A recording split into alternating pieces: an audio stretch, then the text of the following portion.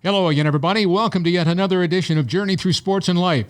Great to have you on board as we move towards the football season. Of course, this is the time of year. We got a little baseball going on as they head down the home stretch. But more importantly, we're talking about football. And the 2024 season coming up, Kansas City Chiefs and our good friend, Mr. Hunt. That's right, Clark Hunt, the owner of the Chiefs. 2 wins in a row. How about that in the Super Bowl? 57 and 58. And, of course, we're getting ready to see if maybe this is the year the Cowboys finally get back. It's hard to believe. It's been over a quarter of a century since they were there, and 3 times in 4 years before anybody ever heard of the New England Patriots and Tom Brady. So we are most excited that today we're going to be talking to one of the fellas that was a major part of that big run back in the 90s. So that coming up momentarily. But in the meantime, we simply say hello to Marjorie and Marnie, who are not in the studio today. So we'll start with Marjorie. Where might you be, my friend?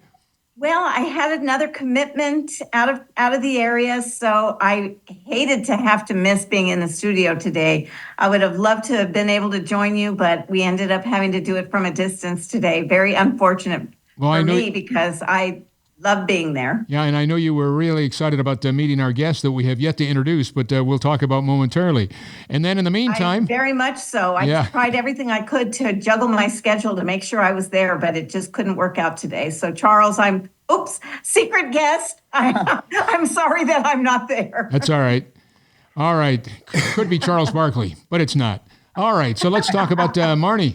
How are you doing? Well, if it wasn't like a almost major tropical storm / hurricane in the Carolinas, I would have been there as well with the two of you and our special guest. So we're going to have to, do this one and then do another one, down the road right. when we can all be in the studio all together. Right. Definitely. Sounds like a deal. Well, of course, you mentioned the name Charles, Marjorie. We're talking about... not Charles Barkley, but we're talking about one of the greatest football players defensively to ever play in the National Football League. Hall of Famer extraordinaire, but most importantly, one of the really good guys. And I'm talking about a fella that actually was back in the mid-'80s, was drafted by the San Francisco 49ers, the team that the Cowboys were always up against week in and week out. But of course, then in 1992, he decided to come to... the great state of Texas. And in 92, 93, and 95 was a member of the Dallas Cowboys, 3 Super Bowls in 4 years. And I'm talking about the one, the only, Mr. Charles Haley. Hello, my friend. How are you? Hey, I'm doing great. How you doing today? Well, I can't complain. Nobody listens anyway, Charles. Hello, you know how that goes. Say hello to Charles, ladies. Hey, Charles. Yeah, it's just great to have you on our show today, Charles. Thank you for joining us. It's no problem. Well, I talk about the fact that it was the mid-'80s and you were ready to play some football in the National Football League and ended up in the San Francisco area and playing with the 49ers. Talk about when you first came to the NFL and what that was all about. What was most exciting to you? Is this something that you had always really kind of wanted to be a part of, Charles? Or, there's so many kids out there, they're 10, 15 years old. They're going to be the next wide receiver, the next quarterback, whatever. How about you?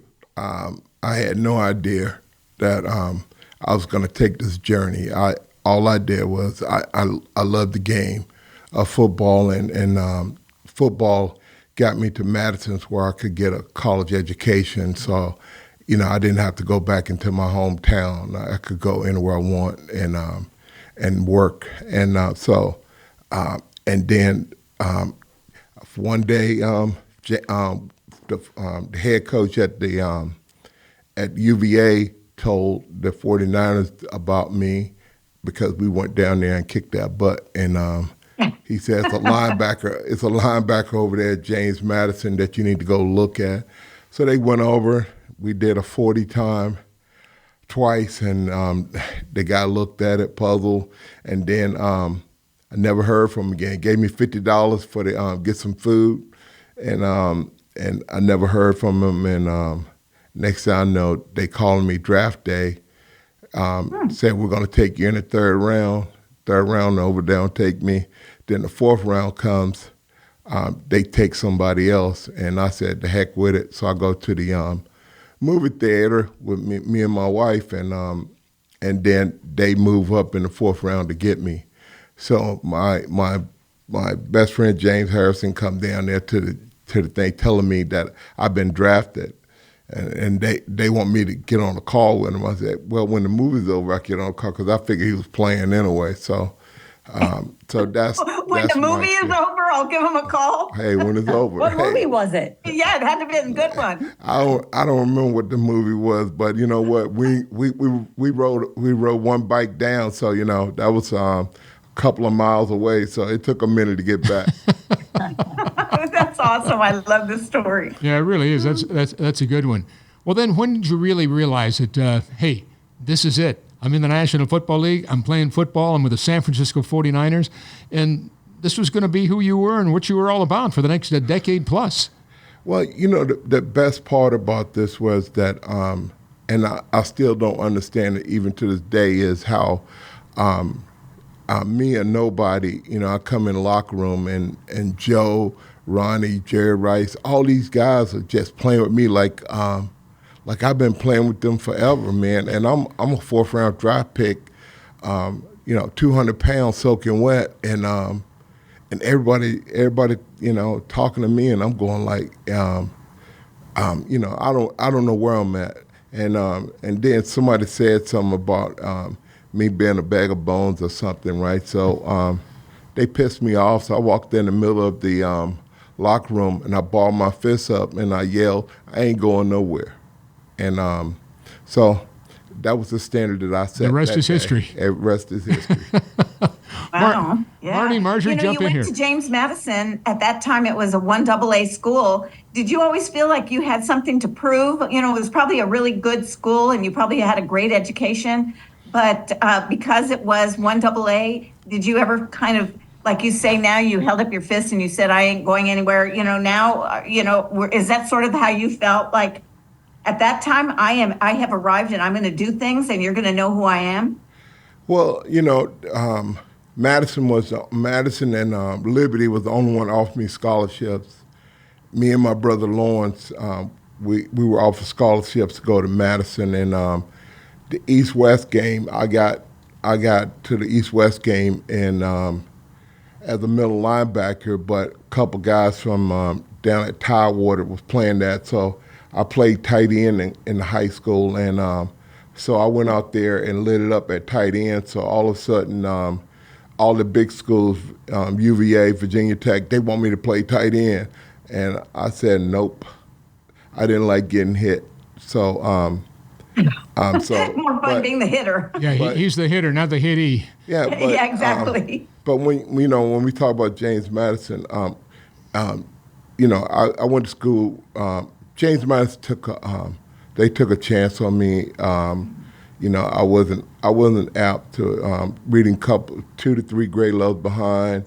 You know, I had to work really, really, really hard to get my college degree, and that's the thing I'm most proud of is my college degree. And I gave James Madison my Hall of Fame bus because I want kids to walk through that door and know it's not a right but a privilege, and get your damn education. Good for you. That's great stuff. That's great stuff, Charles. Marnie, jump on board. Well, you know, I'm jumping ahead a little bit because I want to talk about and it's so interesting. I love what you're doing now and really finding ways to get kids and communities involved in reading. So obviously now hearing that story about how James Madison took a chance on you with the reading, you know, who did help you get through school then? Were there people that helped you get through school that you know, were so thankful for that now you can do the same to others? Well, my head coach told my mama that I was going to graduate, so he was the driving force. He's one of those coaches that sent people to your class to make sure you're in class, and you know, I just, you know what, I wanted it. You know, everything that I challenged myself to do, I do, but I wanted it. I did not want to go back to Gladys, Virginia. I did not want to go back. And let me tell you, I was not going to go back to Gladys, Virginia, no matter what. And the only way that I felt like I could get mobility is through education. And that's why I did everything I could to get my degree. What did you learn about yourself through that process? Because you have talked about how difficult it was, and you've had different, things that you have really to not to be cliche, but that you've really tackled throughout your life. So what did you learn about yourself then, and how did it play a part in how you became who you did become? In the Hall of Fame and five-time Super Bowl champion and all of these things. So what was it in your journey at James Madison academically that you learned about yourself that you have used to your advantage the rest of your life to this point? Well, I always felt like people were always laughing at me, and that, I wasn't going to be made a fool of, and I struggled with mental illness, and so a lot of stuff was made up in my head, which I thank God for, because that helped push me to another level. And, just like in the NFL, I did it my way. In college, I did it my way in the NFL, and it worked for me. You talk about mental illness and bipolar, and playing off the question that Marjorie asked Charles. You've asked me on 2 or 3 occasions to go with you to a couple of schools and to talk to different groups, parents, students, what have you. And I was most impressed how you took your I don't want to call them shortcomings, but what you had to deal with, that you were, you said that kids picked on you and you were, belittled in so many ways, and going through that, and how you changed it and turned it around. I remember a lot of players in the media. There were other members of the media, when you were playing for the Cowboys, they'd say, gosh, that doggone Haley, he won't talk to me, he won't do it. I said, well, chill out, he's been someplace else just when you first came here. Get to know him, understand who he is and what he's all about. Maybe you don't know what his personality is. Yeah, he's a football player, but what is he like as an individual? And I was very impressed with how later on when we worked together in going to those, I was most impressed. I thought, doggone, this is Charles. I remember the way some of the people in here just all over you, and you changed it and turned it around. Yeah. And now you're helping others. Well, when you don't want people when you're hiding something, you don't want people to get close. So I definitely didn't want to talk to the media, because I might slip up and people might realize that I was going through that. Mm-hmm. And it was bad enough to have to really self-analyze myself all the time, to wonder, am I doing this right, doing this wrong? Why am I thinking this way? Why am I feeling this way? Why am I acting this way? It was a lot of things that I had to go through to get to where I am today. And people always ask that, did your mental illness make you the player that you are? And you know what? I take medication now. The medication gives me I'll say 60 seconds to make a good decision or not. So regardless of whether I took the medicine or not, I would not have changed the way that I played the game. And when the bullets are flying, that's when I'm the most calmest. Mm-hmm. And you have to, as a leader, you have to show calmness at all points, or the people around you get too excited. So I took my job seriously. I took the responsibility that God had put in me to let it out the best way I could. Although I know I hurt a lot of guys' feelings, but like I told them, that they can go tell their moms about it or their preachers about it, and, right. and it'll be okay. Yeah, no, understand. Jump on board, girls. Yeah, so you mentioned your faith now. Is this something that came to you later in life, or was this how you were raised, and how did you say that my look? faith? Hey, Yeah. Girl, I'm from the South. We was in church, and Yeah. my mom told me when I was going to college, she said, "Boy, I done beat Jesus Christ in you, but one day you're gonna let him out. And she was right. You know, I did everything that came to my mind that was not godlike. And then, once you have kids, especially girls, it changed the way you see things. And then, you know what? I wanted my kids to know Christ like I do, and so I had to change. I don't talk. Back then I didn't talk about my faith, but now, I have no problem with that because I realize that God wants us to be disciples, to make disciples, and so I talk about my faith, and without God, the only reason I'm here today is because I found one thing to live for, and that was Jesus Christ, and I realized that if I hurt myself, that I could never have that relationship, and so as I tell people when I talk, find one thing to live for, because I know we got 99 other reasons to die for, but just find that one thing that's real to you to live for.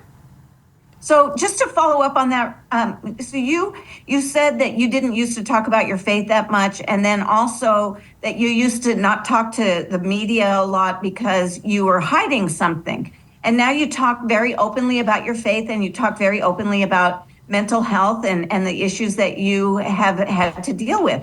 How has that changed your life now that there is no hiding? You have released all this, and now you can just talk more freely.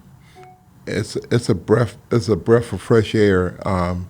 I just feel like I'm free now. If people want to judge me, they're gonna judge me because I done laid it out there. I don't have to hide. I don't have to feel guilty. As I tell guys, man, when I go up to them, I don't say I'm sorry. I tell them what I regret, and I tell them, I ask them for their forgiveness, and I say, I'm the axer, but you're the one that have to be the giver. So if you wanna forgive me, fine. If not, just watch my actions. Let my action dictate my words.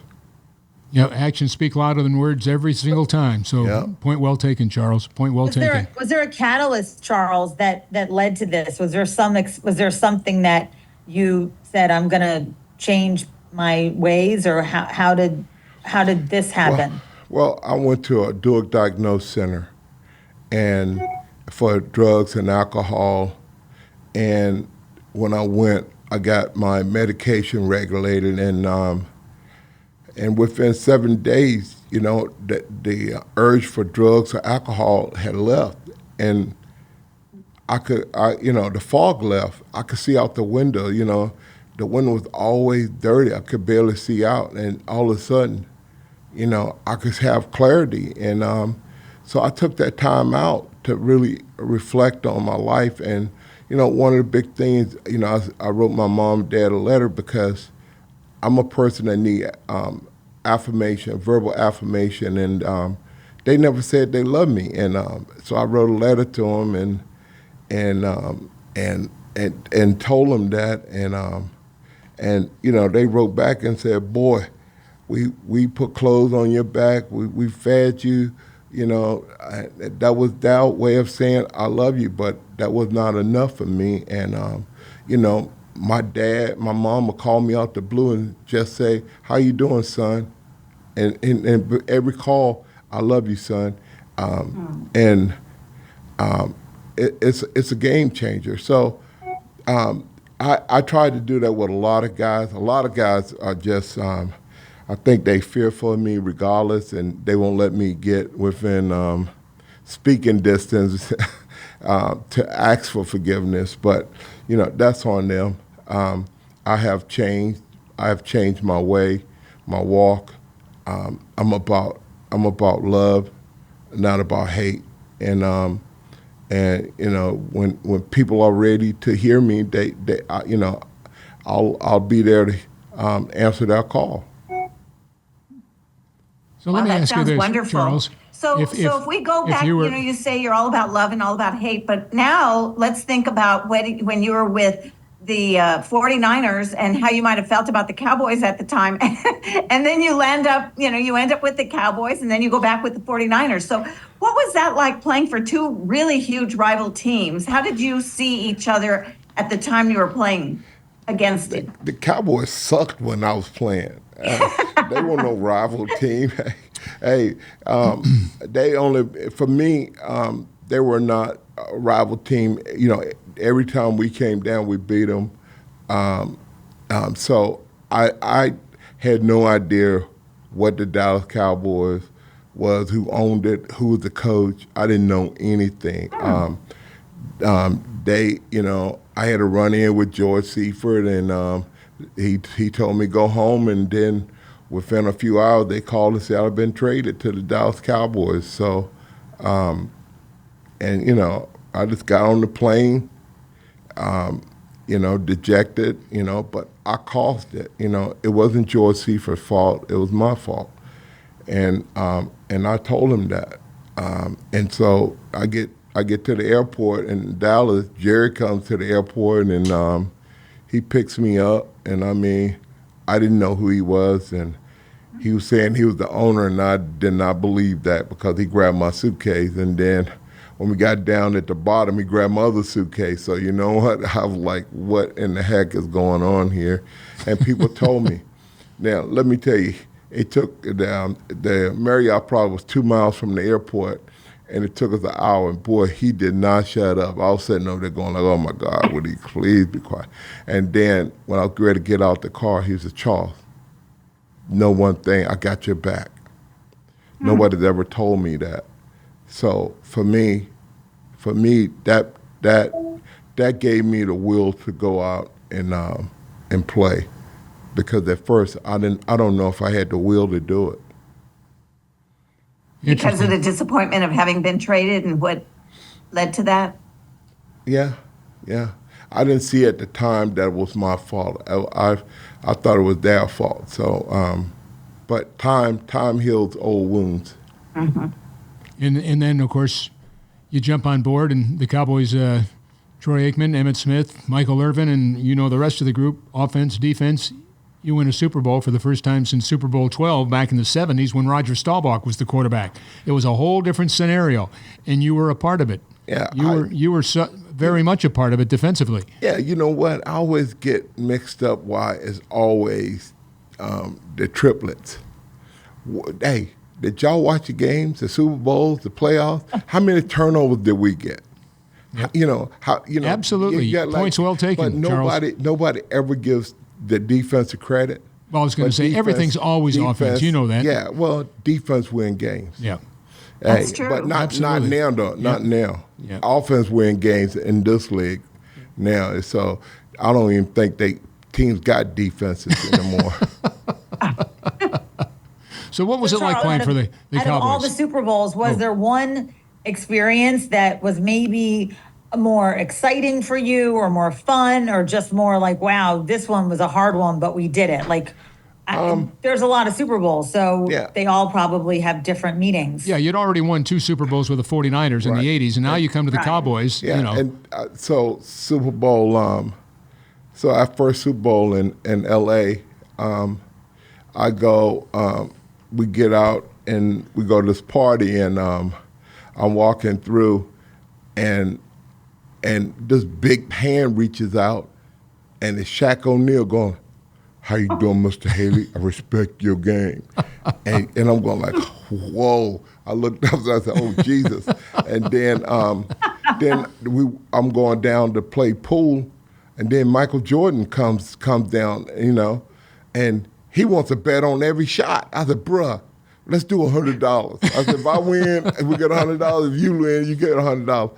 And, you know, I won, and I got that $100 bill signed by him. And, no kidding. Yeah, so that really? was. Do you still have it? Of course.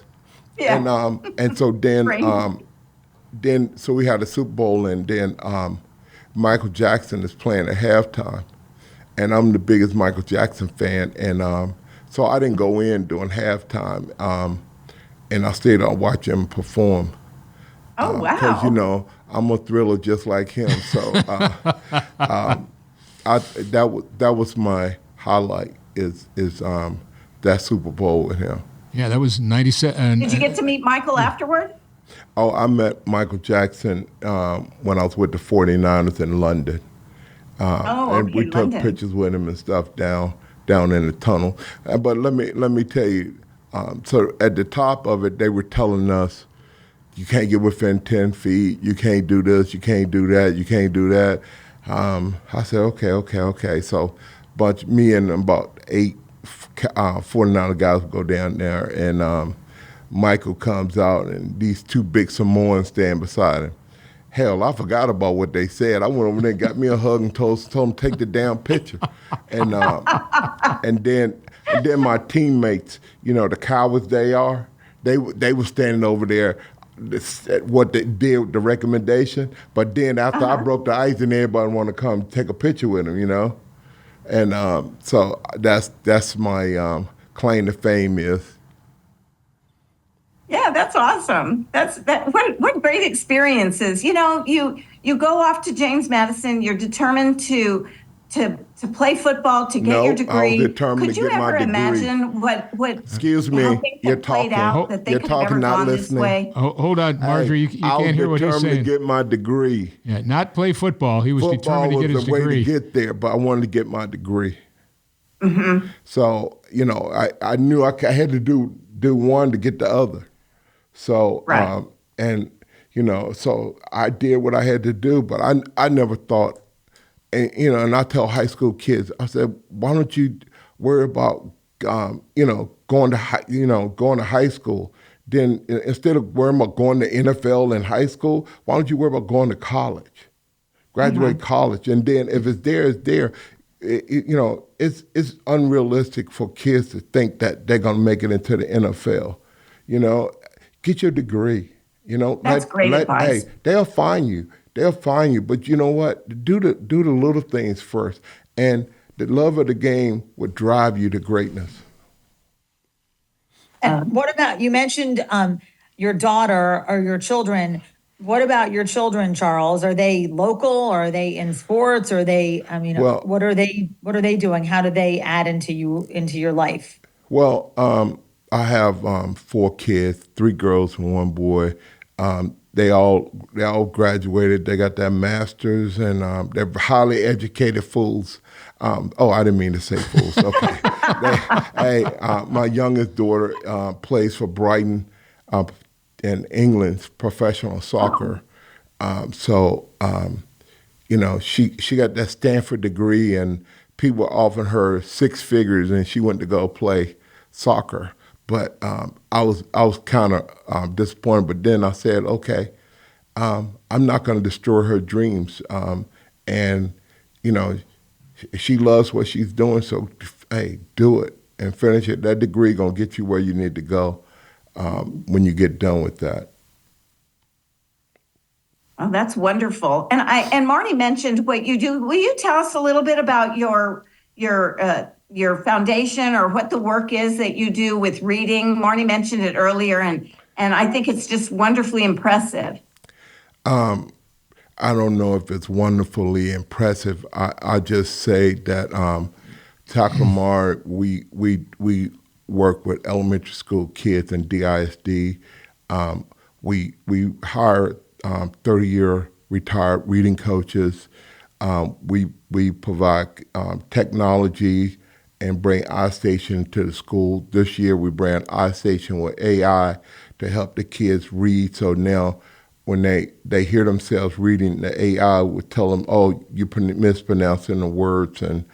And so we are pushing the needle on education, because like I said, education is mobility. And I don't believe in free. These kids ain't gonna get jack from me for free. The parents is not gonna get anything from me for free. I believe that you have to earn what you get. And so the kids, we have a Takamar store where kids get to come in and buy, they earn bucks to be able to buy toys. But they have to earn that. And then we give bikes to the best readers, but we bring all the kids down so the best readers can be recognized.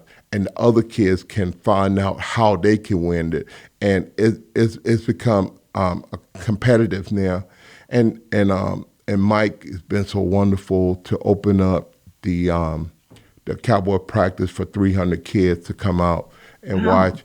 And girl, you talking about third, fourth, and fifth graders getting that act together to just and we done it twice.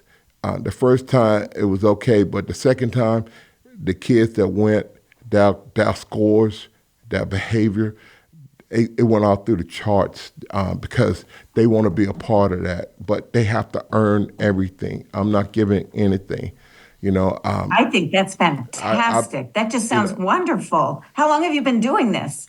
7 years. But, one of the things you have to remember, God had compassion. He didn't feel sorry. He had compassion. And I'm compassionate for the kids, the parents. I can't help them, so I could care less. But I have to bring them aboard so that we can get the kids aboard. And the thing I have to tell them is, you may have screwed up your life, but what do you want from your kid? Do you want the same lifestyle? All I need you to do is bring your kids to school. And that's one of the big things, getting the parents to bring the kids to school to get that education. And so, you got your work cut out. And this is something that I'm hands-on. It is not, you give a scholarship and you don't have to be around the kids. We're down in the schools, hands-on, making sure that that everybody's doing that job. Talk about Tackle Tomorrow. Wonderful. Tackle Tomorrow, and what you've got coming up. This is your special event. This is how many years you've been doing it? 5, 6 years now. This is our 4th year. This is the 4th year. Golf and dinner. Yeah. Our golf and Night with Legends is a dinner. And you've got close to 30 Hall of Famers involved in this, don't you? Oh yeah, and a ton of just athletes coming in. It'd probably be about 60 different athletes coming in. You can go to tackletomorrow.com to find out about these 2 events coming up. We have a golf tournament at the Cowboy Golf Course and on the 10th, and dinner at the Star on the 9th. It's a great time. You'll see heroes from every walk of life. I got a bunch of the guys that just went into the Hall of Fame coming. Plus, my goal was to get 36 Hall of Famers to play with every team on the golf course. But we have such quality men and women coming out there that I don't feel like I need to do that. And, the triplets always come to my dinner and stuff, which I am blessed. Troy, his busy schedule for him to just make it out, and Emmett and Michael. I just, it's just very thankful.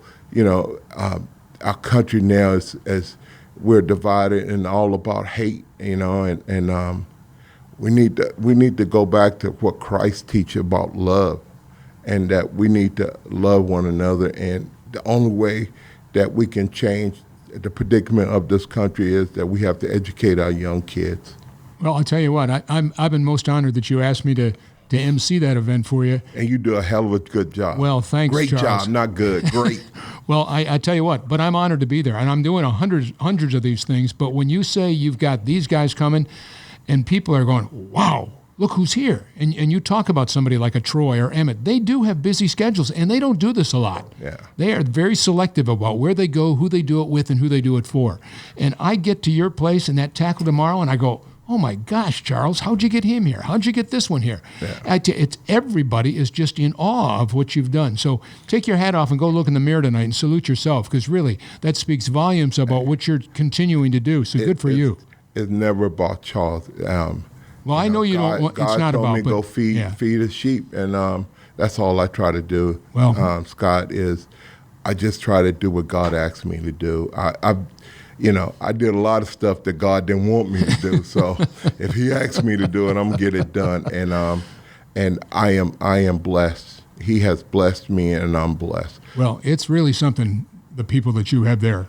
I mean, it's over the top. And it's 2 days. 2 days. You know, you've got the dinner and then you've got the golf tournament. So it's above and beyond. It really is. We still have some spots. We have about 8 spots left in golf and about 12 at the dinner. So if you want to be a part of it, reach out to tackletomorrow.com and we can get that information to you. Tackletomorrow.com. That's simple. Keep it simple. Yep. Stupid.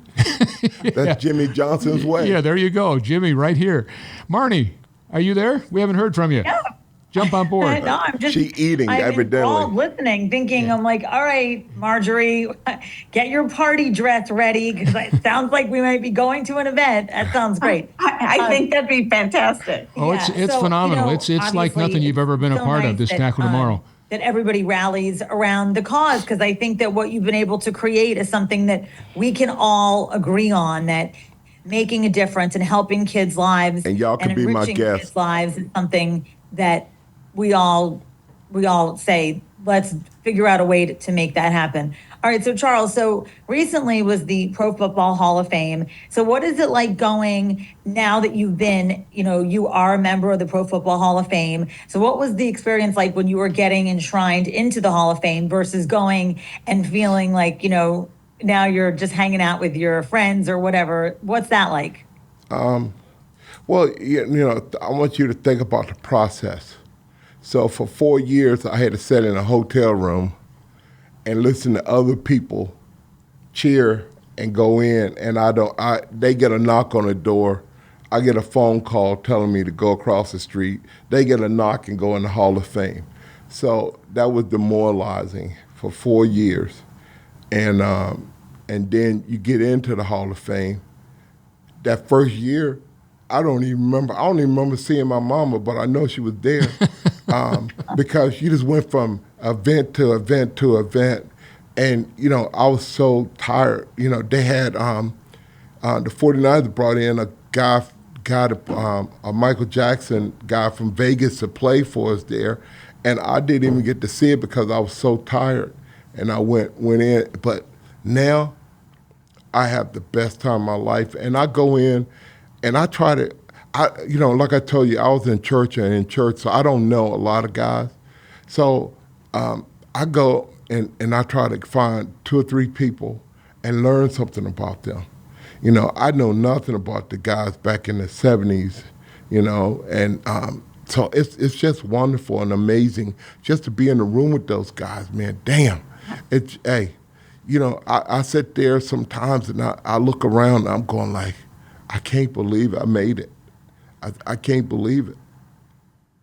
Yeah, the gauntlet is something, and I've shared that with, Scott, you've been there, and I've shared that with Marjorie and Scott, like how every time it just is breathtaking, just seeing all these amazing athletes and you guys just there celebrating one another. There's nothing like it in all Girl. sports. It's really incredible. Hey, let me tell you, that gauntlet will break down the strongest man. Hey, because I'm going to tell you, some tears going to come down.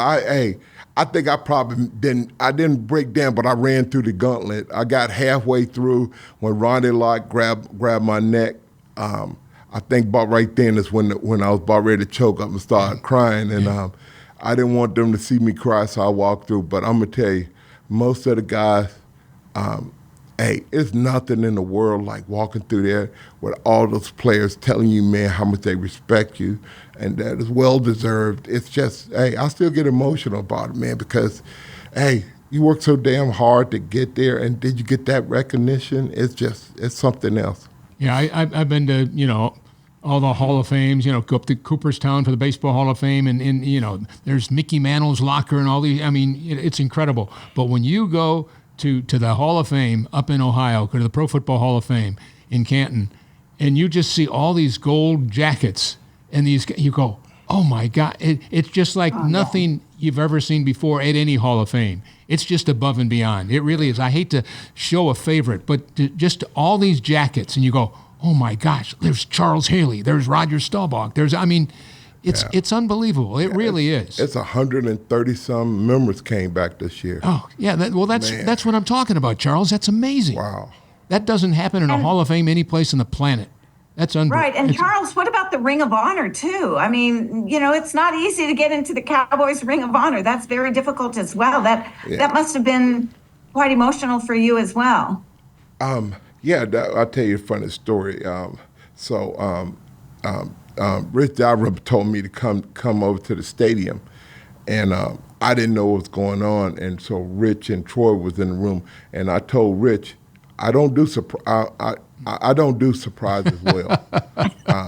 My kids already know, don't do no surprises, because you know what, I don't handle that very well. And I told Rich, and then Rich kind of let the cat out the bag. So when I went up there, I kind of knew why Jerry and them wanted me up there. But yes, I still am puzzled, bewildered by Jerry taking a guy that only played there, 4 years? Right. 4 or 5 years, and I'm in the Ring of Honor, and guys that played that whole career there, that tells me how much damn respect he has for me and what I must have done. So I said at R about that. I wish Ed Too Tall Jones would get in there. I agree. Yeah. Hopefully he'll get an opportunity soon. Yeah, good point. Too Tall needs to be in there. All right, jump on board. Marnie, Marjorie, what do you got? Well, I just think it's wonderful that you could make such an impression in such a short time. Because like you said, most of the Cowboys had been there for their whole careers. And so you come in, you're with the 49ers, you retire after a few injuries with the Cowboys, then you go back into football and go back to the 49ers. What prompted you to go back? Because your injuries sounded like, they were pretty serious. Why did you feel like you were strong enough and ready to go back? $3 million. Oh, okay. Well, I would do it too. Yeah. Yeah. End of conversation. End of conversation, bro. Hey, Scott. Well, let me jump in and play off. All the things that you did in your career, as Marjorie said, the 49ers, then to the Cowboys, then back to then you call it quits. You go to the Cowboys Ring of Honor. You go into the Pro Football Hall of Fame. I just wondered, years from now, Charles, after you are gone and I'm gone and 50, 75 years from now, and people go to Canton, Ohio, and they see Hall of Fame, and they say, oh my gosh, Charles Haley, he got 5 Super Bowl rings. I mean, how many guys do that? That's unreal. And they talk about, what are you proudest of all the things that you've gotten to be a part of, on the field or off the field? What are you proud of, number one, and what do you want your legacy? People to look back and, Charles Haley, this is his legacy. What do you want it to be? I'm most proud of my kids.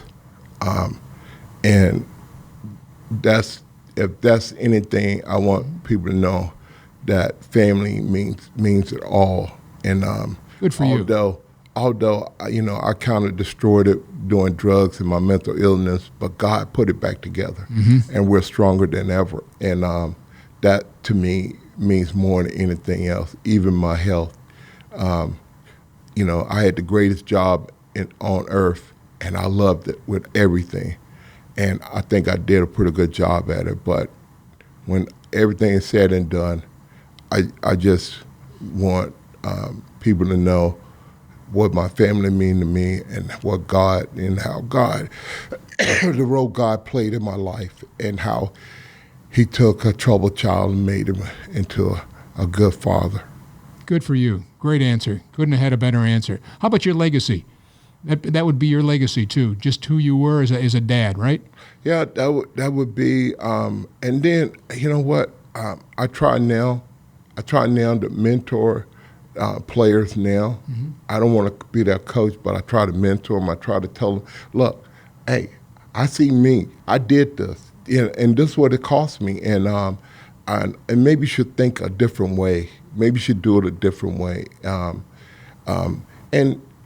at the end of the day, I want to spend the rest of this time on top of this earth doing good things, being a positive role model. Until I need to kick some people in the butt, then I probably won't be positive very long. Yep. But like you said, man, the Cowboys, the players, I go over there a lot, and I talk to everybody from offensive line to janitors. in there, and we're all friends. But expectations, man. I have to help them understand what expectations are, and that they need to step that game up.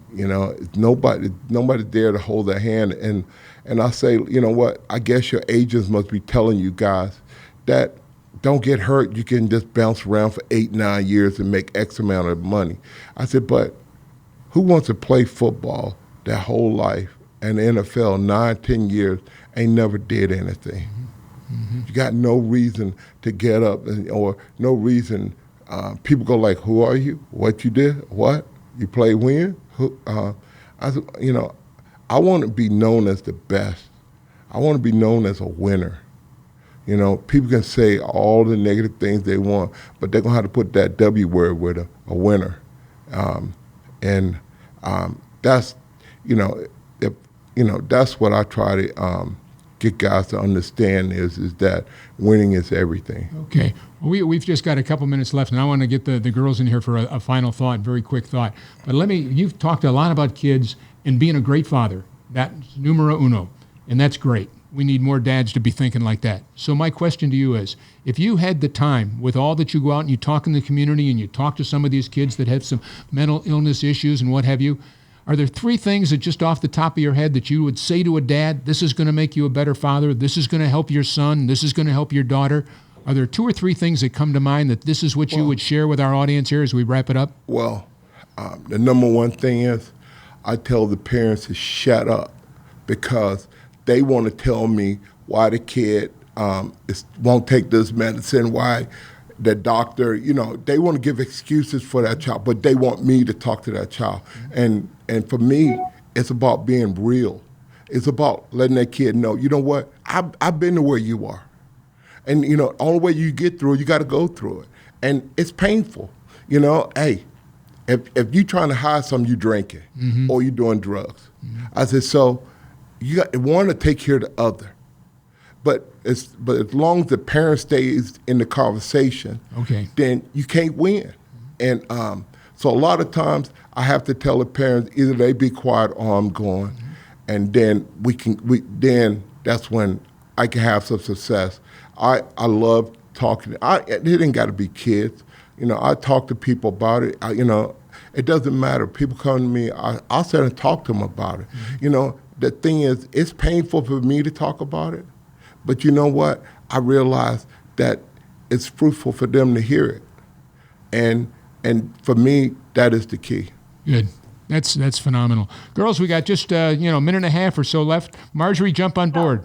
I'll jump on, and then Marnie, you can wrap us up here. But what you're saying kind of reminds me of what we hear about like little league parents or things like that. The coaches let them do their job. The parents have to be more supportive instead of, how come my kid's not getting more playing time and things like that. So I think that getting to know the kids and really working with the kids might actually help the parents kind of start to understand what's best for the kid as well. So I just want to say that I think what you're doing is wonderful, and it's just a joy to hear you tell us about it. And I'm sure we've got a lot of impressed viewers and listeners out there. So thank you, Charles. Thanks, Marjorie. Appreciate it. Marnie, closing thought in thanking Charles. Your story is incredible. You are incredible. And so just bravo. Keep on being great and, educating us on, how to be a great person, how to be a great football player, how to be a great parent.